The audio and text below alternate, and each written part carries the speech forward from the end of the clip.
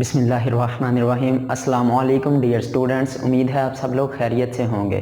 जैसा कि आप सब लोग जानते हैं कि हम अप्लाइड मैकेनिक्स जो कि मैकेनिकल सेकंड ईयर का सब्जेक्ट है उसे स्टडी कर रहे हैं। तो आज का लेक्चर स्टार्ट करने से पहले आप जल्दी से हमारे ऑफिशियल यूट्यूब चैनल ऑक्सफोर्डियंस को सब्सक्राइब करें और बेल आइकॉन पर क्लिक करें ताकि हमारी आने वाली नई वीडियोज़ आप तक जल्द से जल्द पहुँचती रहें।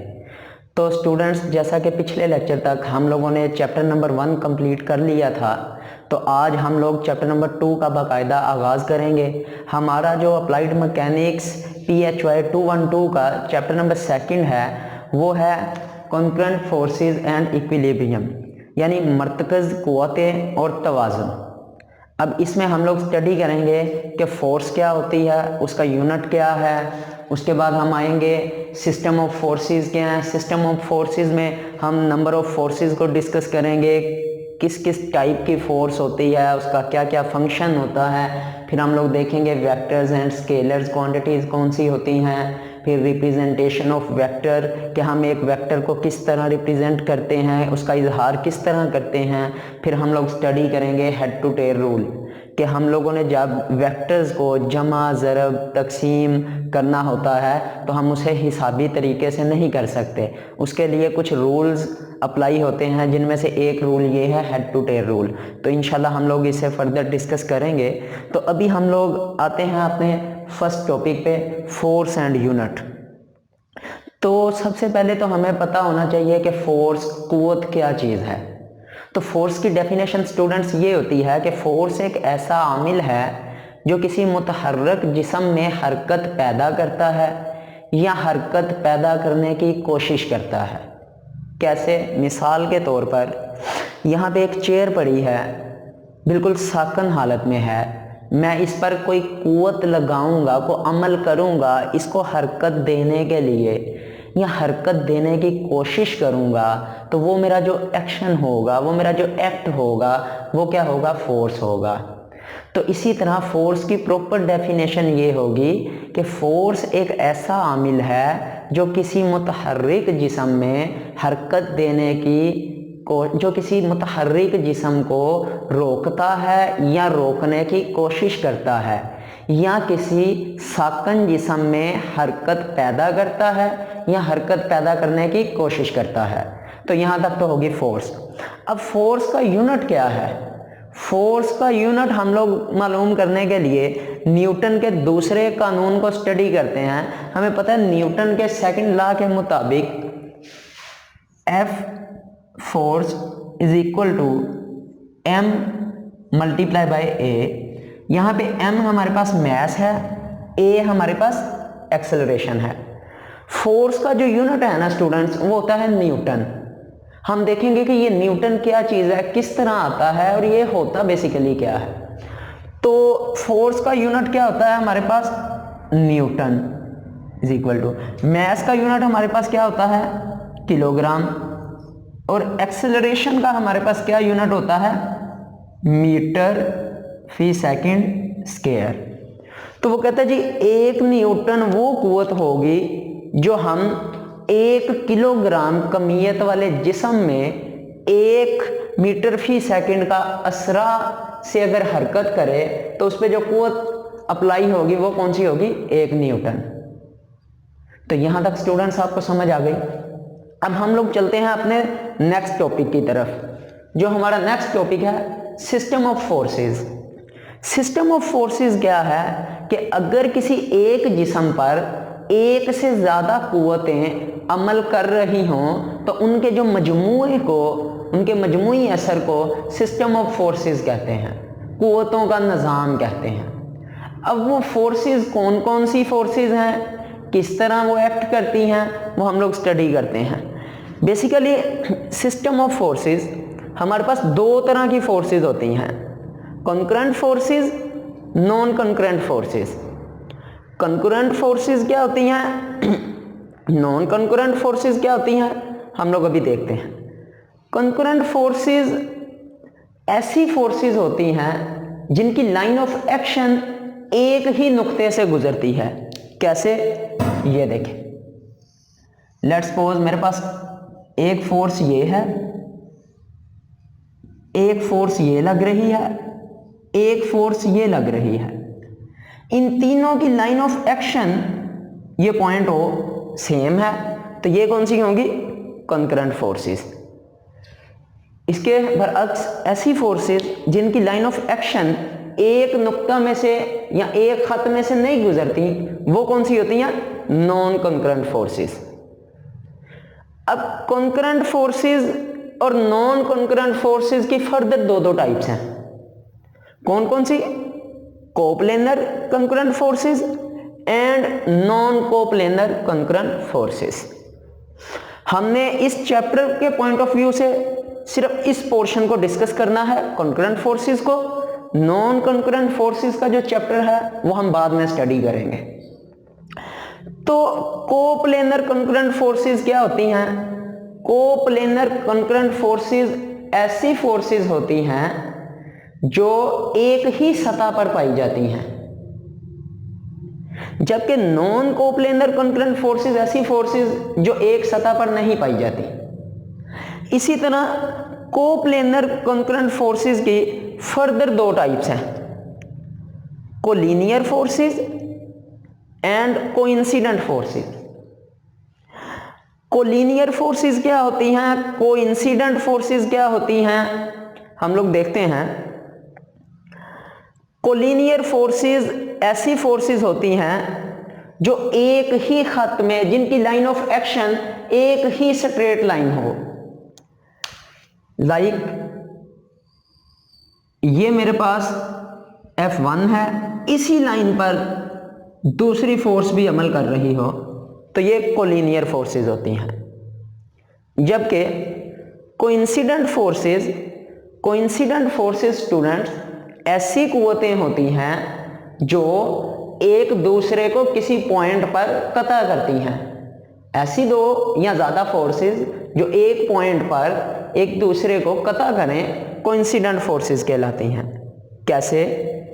हमारे पास एक ये फोर्स F1, ये दूसरी फोर्स, देखिए ना, एक पॉइंट पे एक दूसरे को ये कतः कर रही हैं, तो ये कौन सी होंगी? Coincident forces. तो यहां तक तो आई होप कि आपको सिस्टम्स ऑफ फोर्सेस की समझ आ गई होगी। अभी हम लोग स्टूडेंट्स चलते हैं अपने नेक्स्ट टॉपिक की तरफ। हमारा नेक्स्ट टॉपिक है वेक्टर्स एंड स्केलर्स।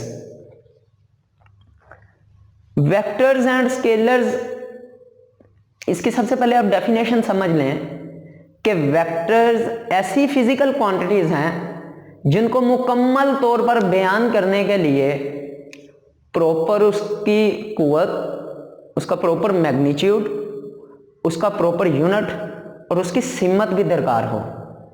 जबकि स्केलर्स जो हैं वो ऐसी क्वांटिटीज हैं, ऐसी फिजिकल क्वांटिटीज हैं जिनकी पैमाइश, फिजिकल क्वांटिटीज हमने पहले भी डिस्कस किया था।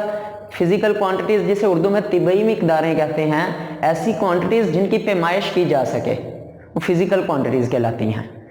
अब स्केलर्स ऐसी फिजिकल क्वांटिटीज हैं जिनको मुकम्मल तौर पर बयान करने के लिए उसका मैग्नीट्यूड, उसका यूनिट और उसकी सिमत रिक्वायर्ड ना हो। मैग्नीट्यूड और यूनिट रिक्वायर्ड हो, सिमत रिक्वायर्ड ना हो, वो कौन सी हैं? स्केलर्स।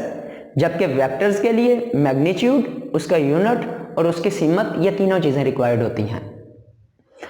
अब स्केलर्स और वेक्टर्स का तो हमें पता चल गया। अब हमारा नेक्स्ट टॉपिक है रिप्रेजेंटेशन ऑफ वेक्टर्स, कि हम किसी एक वेक्टर को जाहिर किस तरह करते हैं, उसका इजहार किस तरह करते हैं। तो वेक्टर को जनरली तो हम लोग इंग्लिश के किसी बड़े अल्फाबेट से डिनोट करते हैं, like A, B, C, capital A, capital B, capital C। लेकिन यहाँ उसके ऊपर या हम लोग उसके नीचे लाइन लगा देते हैं। कैसे? ये या हम लोग इस कैपिटल अल्फाबेट के ऊपर एरो का निशान बना देते हैं, जो जाहिर करता है कि ये वेक्टर है। एरो का निशान जाहिर करेगा उसकी डायरेक्शन को। लेकिन जब हम इसको ग्राफिकली रिप्रेजेंट करते हैं तो तब हम लोग किस तरह करते हैं, मैं आपको एक एग्जांपल से समझाता हूं कि लेट्स सपोज हम लोग कहते हैं कि एक 10 न्यूटन की फोर्स मशरिक की तरफ लग रही है, तो हमने जो फोर्स होगी हमारी वो एक वेक्टर क्वांटिटी है, उसको हमने रिप्रेजेंट करना है ग्राफिकली तौर पर। तो हम लोग पेपर में कैसे रिप्रेजेंट करेंगे, तो सबसे पहले तो आपने ये समझना है कि डायरेक्शंस जो है ना, east west north south, paper पे हम लोग मशरिक मगरिब शमाल जनूब इस तरह ड्रॉ करते हैं। अब हमने क्या कहा कि 10 न्यूटन की फोर्स मशरिक की तरफ लग रही है या अमल कर रही है, तो इसको जब हमने रिप्रेजेंट करना है तो हमारे पास क्या होगा, ये मैंने एक एरो हेड लगाया जो इसकी डायरेक्शन को जाहिर करेगा कि मशरिक की तरफ लग रही है 10 न्यूटन। यहां पे देखें 10 हमारे पास क्या है, इसका मैग्नीट्यूड यानी कि अददी कीमत, न्यूटन क्या है यूनिट, ये क्या है डायरेक्शन। हमने वेक्टर की डेफिनेशन क्या की थी कि वेक्टर ऐसी फिजिकल क्वांटिटीज हैं जिनको मुकम्मल तौर पर जाहिर करने के लिए अददी कीमत, मुनासिब यूनिट और डायरेक्शन की जरूरत होती है। तो होप्स हो कि आपको रिप्रेजेंटेशन ऑफ वेक्टर समझ आ गया होगा। तो अभी डियर स्टूडेंट्स हम लोग नेक्स्ट चलते हैं हेड टू टेल रूल पे। Head to tail rule basically क्या होता है, सबसे पहले तो हमें पता होना चाहिए कि ये रूल क्यों इस्तेमाल करना है। हमें पता है कि हम लोग मैथमेटिक्स में जमा, तफरीक, ज़रब, तकसीम करने के लिए बेसिक तरीके इस्तेमाल करते हैं, लेकिन वेक्टर्स को हम लोग आम हिसाबी तरीके से जमा, ज़रब, तकसीम या तफरीक नहीं कर सकते। इसके लिए हमारे पास कुछ रूल्स इस्तेमाल किए जाते हैं। उनमें से एक रूल है हेड टू टेल रूल।